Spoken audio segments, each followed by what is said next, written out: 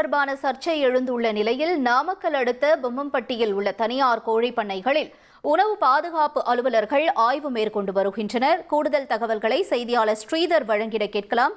ஸ்ரீதர், தொடர்ந்து இந்த ஆய்வு தொடர்பான தகவல்களை பகிர்ந்துக்கோங்க. முட்டை சாப்பிட்டால் கேன்சர் வருமா என கடந்த சில நாட்களாக சர்ச்சையான தகவல் ஒன்று வேகமாக பரவி வருகிறது.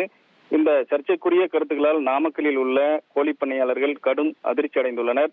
இந்த நிலையில் நாமக்கல் சேலம் சாலையில் உள்ள தமிழ்நாடு கோழிப்பண்ணையாளர்கள் சங்க அலுவலகத்தில் நேற்று ஒரு அவசர ஆலோசனை கூட்டம் நடைபெற்றது. இந்த கூட்டத்தில் உணவு பாதுகாப்பு துறையின் நாமக்கல் மாவட்ட நியமன அலுவலர் தங்க விக்னேஷ் கலந்து கொண்டு கோழிப்பண்ணையாளர்களுக்கு பல்வேறு ஆலோசனைகளை வழங்கினார். குறிப்பாக கோழிகளுக்கு ஆன்டிபயாட்டிக் மருந்து எந்த மாதிரியான மருந்துகள் வழங்கப்படுகிறது, மேலும் கோழிப்பண்ணைகள் சுத்தமாக இருக்க வேண்டும் எனவும் அவர் பல்வேறு ஆலோசனைகளை வழங்கினார்.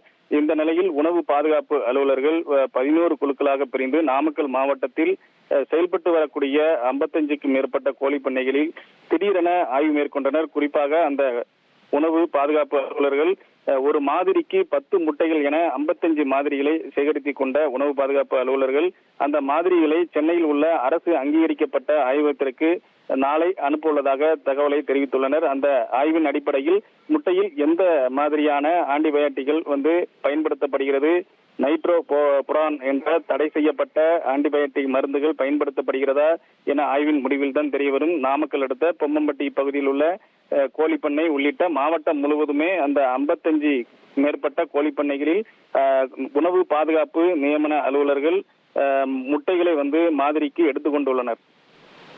தகவல்களுக்கு நன்றி ஸ்ரீதர். இனி செல்லும் இடமெல்லாம் செய்தி. தந்தி டிவியின் வாட்ஸ்அப் சேனலை ஃபாலோ பண்ணினா செல்ல இருக்கும் இடமெல்லாம் செய்தி. இதோ QR கோட் இப்பவே ஸ்கேன் பண்ணுங்க, ஃபாலோ பண்ணுங்க.